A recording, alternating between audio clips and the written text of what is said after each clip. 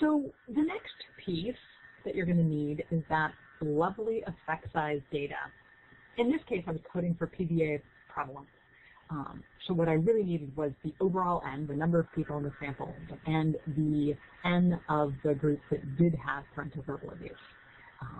And then from there, if I was given a percentage, 27% of the people were verbally abused, if I knew the overall N, I could convert that into the overall N, and the N was PEF. And then if I could find it, getting separate subsamples. So if there was, some sort of at-risk subsample like CPS referral, coding them separately.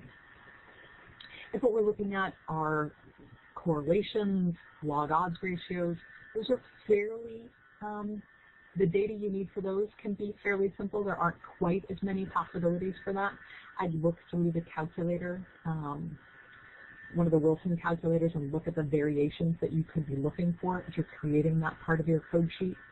And if what you're trying to find is a standardized mean difference, that's the toughest just because there are so many possible ways we could get that data. That creating just a code sheet to pull that can be harder to create the general template. So you can discuss with your group how you want to do that. But making sure that you're pulling the right information out of the article to code an effect size. And sometimes it might be the means, standard deviations, and ends. Another time the means, a standard error in the end. Another time it could be a t-value. So we could end up with a lot of things that we're using to create that standardized mean difference in the end. So coming up with a way to deal with that piece. If everybody knows to go and look in the calculator and sort of figure out what can they use, but code the actual information out of the article, not just what you calculated the effect size to be. So we could, even if what you're really planning to look at is something correlational, it could be that what you have is a group that is diagnosed and a group that isn't diagnosed, and you're looking at differences in religion. Well, that's still going to give you an idea of how religion relates to that particular diagnosis, or spiritual well-being, or whatever it is. So you could, even if what you're trying to look at is something correlational, end up dealing with all the possible effect sizes that come up under standardized mean difference. And vice versa. If you're looking at standardized mean difference, you could also end up with all the possibilities that come under correlations or log odds. So definitely something to think about as you're going through with your group. You probably want to put down some easy ones to fill out that are sort of the basic ones you're most likely finding. Sort through the articles a little bit, just peek through and see, okay, I found a lot of means and standard deviations, so we'll put that one in. I also found some of this, so we'll put those in. So you get an idea of what is going to be most prevalent, just because that's going to make it easier to fill out than having to go through each time and write down what data you found. If you just have a form to fill in, that just always goes faster. So a couple of hints on coding as you guys start coding, but that won't be until next week. But a few hints. Always read the methods and results. And I would start by just reading those over. Did they look at what you're looking for? Did their operational definitions fit the specs for your particular problem?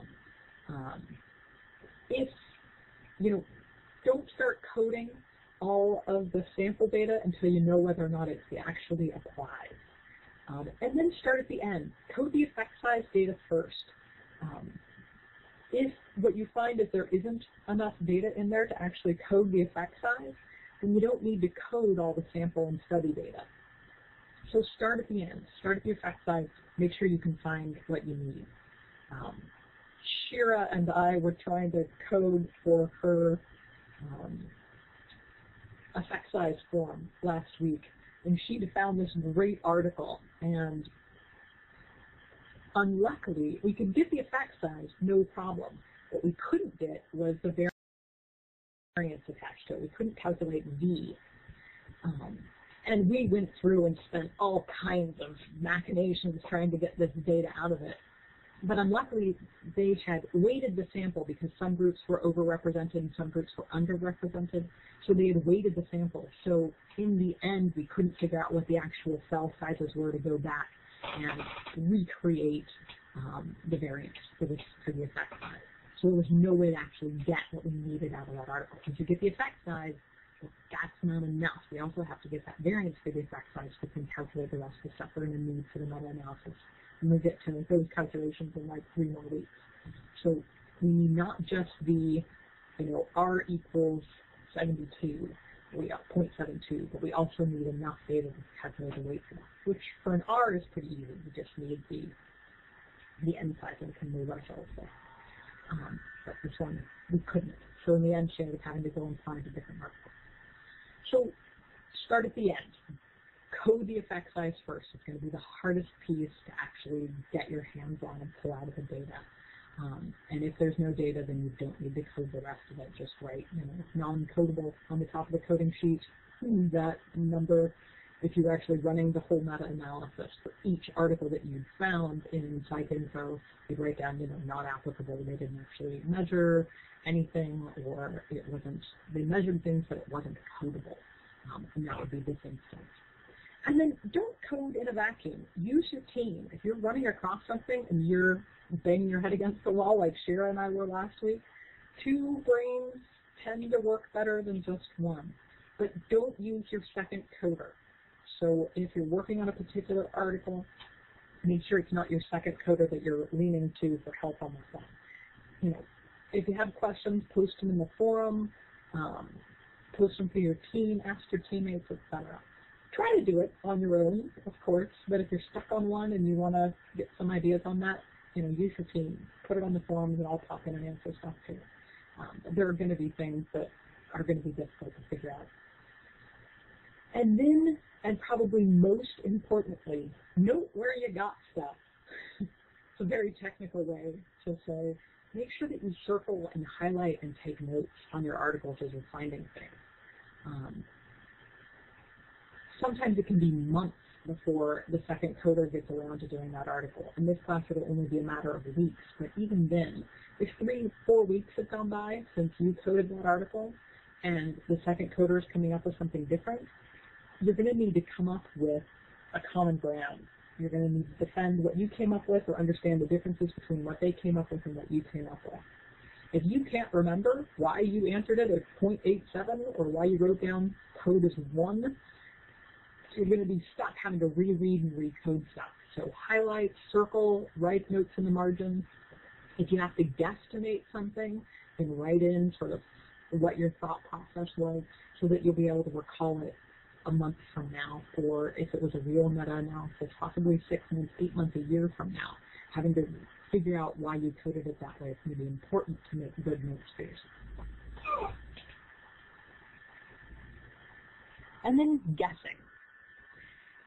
When is it too much guessing? There's a definite amount of guessing that's going to happen. You will find that people just aren't as precise as you want them to be when they do their write-ups. You've been skimming through result sections, but you don't tend to spend a lot of time trying to find really specific details out of them. So you don't notice until you really start doing that how much data is missing in a methods and results section. So you might find one of the ones from homework the other week was at the bottom it said the N was from 40 to 45 or 40 to 46 or something like that. Yeah, if you have that sort of N, go ahead and guess. I would always go with a conservative number. I'd go with 40. It's going to underestimate the effect size a little bit. 45 will overestimate it a little bit if it's somewhere else in that range. So I'd go on the conservative end and go with the N of 40. But if we know it's between 40 and 45, sure, I'm going to go ahead and go with the N of 40 and estimate that effect size. That much guessing is okay. If instead the N is somewhere between 40 and 100, I'm not going to guess on that. That would make a huge difference in the effect size. If you aren't sure, you can always pop in both numbers and see how much of a difference is it actually making in the effect size. Is it making some dramatic difference? Did your effect size go from 0.01 to 0.99? Did it change dramatically? Then you probably don't want to guess. But if you're 40 to 45 for an N, I'm going to feel fine guessing that. Another one, if you started reading in the article, they say we sampled, we got 100 people and we randomly assigned them to 2 groups, but they never actually mention the sizes of each of those groups. you can go ahead and guess that they were 50. Now, it's possible they didn't use restricted random sample, which makes the sample sizes equal on both sides. They could have done a true random sample where they were really doing something like flipping a coin. Or then they could end up with 60 in one group and 40 in the other, or 55 in one group and 45 in the other. But 50 is going to be fairly close. 50 and 50 is going to be fairly close to what they ended up with. So I'd be okay with going ahead and guessing that each of the groups was 50.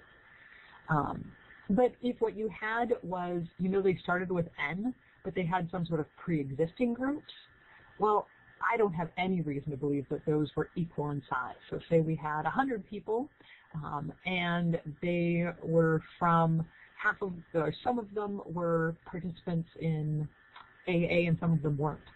Well, I don't know where that fits. If it says half were participants, then I can go ahead and divide that 100 in half. But if it just says, and they were from AA groups and some of them weren't from AA groups, then I don't have any reason to believe those were equal. So read through things carefully. Can you guess?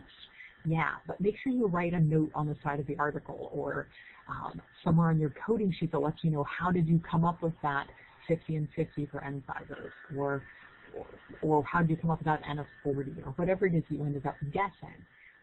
Write yourself a note so you can defend that later and that you can remember what it is that you were using to get there.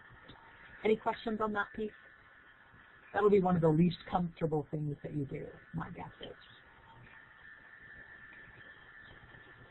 All right. I only have one more slide, and then it's just open to questions. ITT versus PP. This is just a random thing that just keeps coming up in some of the articles we've been reading in other places, so I just wanted to spend a minute talking about it. Especially in randomized controlled trials, one of the things you'll see is intent to treat analysis or per protocol analysis. And that's going to make a difference in the effect size depending on which one of those they use. So it might be worth, if you were doing a treatment in the traditional version of the word treatment analysis, it's probably a good idea to code for intent to treat or per protocol analysis. Intent to treat, if they randomly assigned into two groups, they include everyone in both of those groups, regardless of whether or not they dropped out.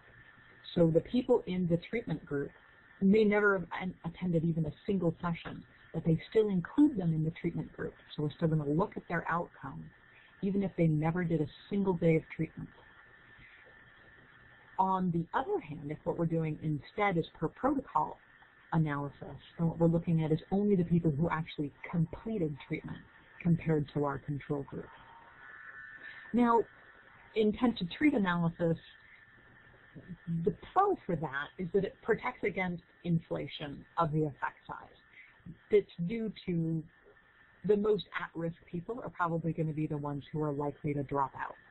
And so we get rid of them, and we only get the people who were probably most likely to change. So we end up with this, if we're just looking at per protocol analysis, we can end up with an overinflation of the effect size. So intent to treat sort of protects against that. But on the other hand, it can certainly underrepresent the effectiveness because we've also included a bunch of people who never actually attended therapy or treatment at all. Or maybe they came once and dropped out. Well, I think we're all brilliant and wonderful, but maybe not so brilliant and wonderful that we can treat the entire world with a single session. So people who only show up once, how much good we did for them, probably less. So that intent to treat analysis can therefore underrepresent effectiveness, but per protocol analysis can go on the other side and overrepresent. So that could be a piece if you're actually looking at true treatment studies that can come into play in your effect sizes.